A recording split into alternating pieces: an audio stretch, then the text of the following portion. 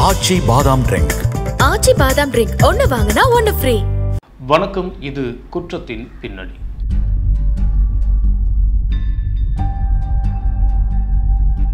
திருமணமான ஒரே மாசத்துல காதல் கணவரை வங்கி அதிகாரியோட சேர்ந்து கார்ல கடத்தி கொலை செஞ்சு கால்வாயில வீசிட்டு லடாக்குக்கு தப்ப இருந்த ஒரு ஜோடியை தெலுங்கானா போலீசார் கைது செஞ்சிருக்காங்க. மேகாலயாவுக்கு தேனிலவுக்கு போன கணவரை காதலனோட சேர்ந்து கூலிப்படை ஏவி கொலை செஞ்சு வீசின அதே மாதிரியான சம்பவம் இன்னொன்று நடந்திருக்கு. ஆந்திர மாநிலம் கர்னூலை சேர்ந்தவங்க 23 வயதான ஐஸ்வர்யா.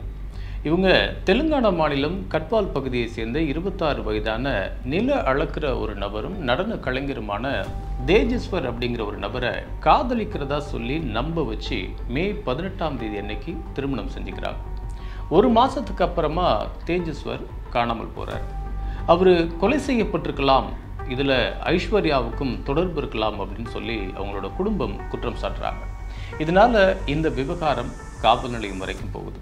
ஐஸ்வர்யா மற்றும் அவரோட தாயார் சுஜாதா கிட்ட போலீசார் செஞ்ச விசாரணையில தான் பல ஷாக்கான விஷயங்கள் தெரிய வந்து ஐஸ்வர்யா மற்றும் அவரோட தாயார் சுஜாதா 2 பேரையும் போலீசார் கைது செய்கிறாங்க. போலீசாரோட விசாரணையில தேஜஸ்வரை திருமணம் செய்யறதுக்கு முன்னாடியே ஐஸ்வர்யாவுக்கு வங்கி அதிகாரி ஒருவரோட நெருங்கிய தொடர்பு இருந்திருக்கு.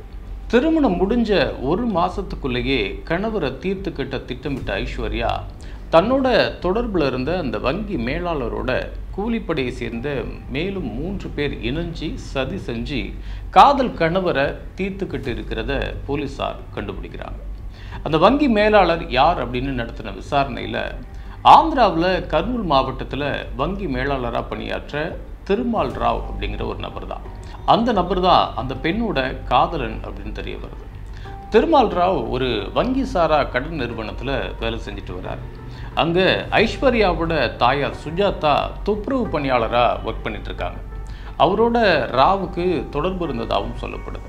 அந்த வங்கியில் தாயார் சுஜாதா என்னைக்கெல்லாம் வேலைக்கு வர முடியலையோ அன்னைக்கெல்லாம் ஐஸ்வர்யா அந்த வேலைக்கு போவாங்களாம். அதனால அவங்க 2 பேருக்குள்ளாரையும் ஒரு கான்டாக்ட் வந்திருக்கு.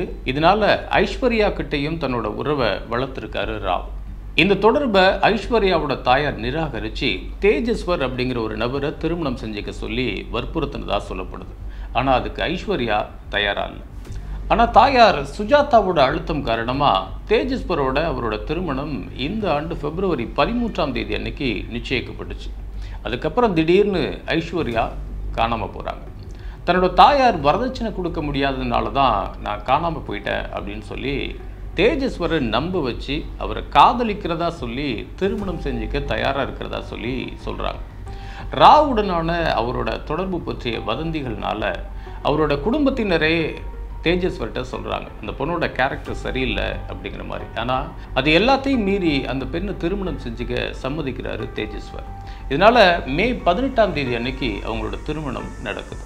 பிப்ரவரி மற்றும் ஜூன் மாதங்களுக்கு இடையில் ஐஸ்வர்யாவும் ராவும் கிட்டத்தட்ட 2000 தொலைபேசி அழைப்புகளில் பேசியிருக்கிறாங்க. அது மட்டும் இல்லாமல் அவரோட திருமணத்தை அப்போவே அவர் தொடர்ந்து தொலைபேசியில் ஐஸ்வர்யாவோட பேசிட்டு தான் இருக்கார் அப்படின்னு சொல்கிறாங்க போலீஸார். திருமணம் முடிஞ்ச கையோடையே ராவும் ஐஸ்வர்யாவும் தீட்டின திட்டத்தின்படியே தேஜஸ்வரை கர்னூலில் சந்தித்த சில நபர்கள் ஒரு இடத்தை அளக்கணும் அப்படின்னு சொல்லி ஜூன் 18ஆம் தேதி தேஜஸ்வரை ஒரு காரில் ஏற்றிட்டு போகிறாங்க. அது தொடர்பான சிசிடிவி காட்சி ஒன்று போலீஸாருக்கு கிடைக்குது. இந்த வழக்கில் துப்பு துளக்கிறதுக்கு ரொம்ப முக்கியமான ஆதாரமாக அந்த சிசிடிவி காட்சி இருக்குது.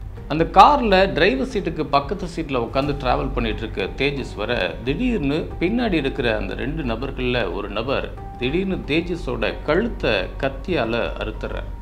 இன்னொரு நபர் தேஜஸ்வரோட வயிற்றுல கத்தியாலே குத்தி அவரை கொலை செய்கிறாங்க. கர்னூலில் அவங்க அளவு எடுக்க போனதா சொன்ன அந்த இடத்துலையே அவரோட சடலத்தை புதைச்சிடலாம் அப்படிங்கிறதான் அவங்களோட பிளான். ஆனால் அங்கே நிறைய பேர் நின்றுக்கிட்டு இருந்ததுனாலையும் சில விஷயங்களை கவனிச்சுட்டு இருந்ததுனாலையும் அந்த இடத்துல புதைக்காமல் பக்கத்தில் இருந்த ஒரு கால்வாயில் தூக்கி வீசியிருக்காங்க.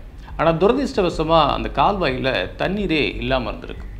தேஜஸ்வரோட செல்ஃபோன் சிக்னலை பயன்படுத்தி அந்த உடலை கண்டுபிடிக்கிற நேரத்தில் அது அழுகி போயிடுச்சு. தெலுங்குல அம்மா அப்படின்னு அவரோட கையில் பச்சை குத்தப்பட்டிருந்துச்சு. அந்த பச்சை தான் உடலை அடையாளம் காண்றதுக்கு போலீஸாருக்கு உதவியாக இருந்திருக்கு. தன்னோட கணவர் கொல்லப்பட்டதா ராவ் சொன்னதுக்கு அப்புறமாவும் ஐஸ்வர்யா தன்னோட மாமியார் வீட்டிலேயே 4 நாள் தங்கியிருந்திருக்கிறாங்க. அவங்க கர்னூலுக்கு திரும்பி போய் 2 பேரும் லடாக்குக்கு தப்பி போகிறது தான் அவங்களோட மாஸ்டர் பிளான். தேஜஸ்வரை கொலை செஞ்சதை மறைச்சதோட அவர் காணாமல் போனதா புகார் கொடுக்கறதுக்கும் திருமால் ராவ் தான் காரணமாக இருந்திருக்கிறார். இந்த சடலத்தை எப்படியும் யாரும் கண்டுபிடிச்சிட மாட்டாங்க அப்படின்னு நினச்சிட்டு இருந்த ராவ் ஐஸ்வர்யாவோட லடாக்குக்கு தப்பி போகிறதுக்காக பிளான் பண்ணியிருக்காரு. அதுக்காக 20 லட்ச ரூபாய் கடன் வாங்கி தனக்கும் ஐஸ்வர்யாவுக்கும் விமான டிக்கெட் முன்பதிவு செஞ்சுருக்கிறதையும் போலீஸார் கண்டுபிடிச்சிருக்காங்க. 8 வருஷத்துக்கு முன்னாடி திருமணம் செஞ்சுக்கிட்ட தன்னோட மனைவியை குழந்தைகள் இல்லாததுனால ராவ் தன்னோட மனைவியை கொலை செய்யவும் திட்டமிட்டிருந்ததாகவும் போலீஸார் விசாரணையில் தெரிய வந்திருக்கு. அது மட்டும் இல்லாமல் தேஜஸ்வரை கொலை செய்வதற்காக கடன் கேட்டு தன்னை அணுகின அந்த ஒரு 3 பேருக்கு 2 லட்ச ரூபா முன்பணமாக செலுத்தினதாகவும் போலீஸார் தரப்பில் சொல்லப்படுது. ஆந்திரா மற்றும் தெலுங்கானா போலீஸார் 2 பேரும் இந்த வழக்கில் கூட்டாக ஒர்க் பண்ணி 8 பேரை இந்த விஷயத்தில் அதிரடியாக கைது பண்ணியிருக்காங்க. கடந்த மாதம் மேகாலயாவில் தேனிலுவுக்காக போன ராஜா ரகுவன்சியை அவரோட மனைவி சோனம் மற்றும் அவரோட காதலர் ராஜ் குஷ்வாகா அவரோட நண்பர்கள் எல்லாம் சேர்ந்து கொன்ற சில வாரங்களுக்கு பிறகு அரங்கேறின இந்த தேஜஸ்வர் கொலை ஆந்திரா மற்றும் தெலுங்கானா மாநிலத்தில் மிகப்பெரிய பரபரப்பை ஏற்படுத்தியிருக்கு. ஆச்சி பாதாம் ட்ரிங்க். ஆச்சி பாதாம் ட்ரிங்க் ஒன்னு வாங்கினா ஒன்னு ஃப்ரீ. மின்னம்பலம்.com தமிழின் முதல் மொபைல் பத்திரிகை.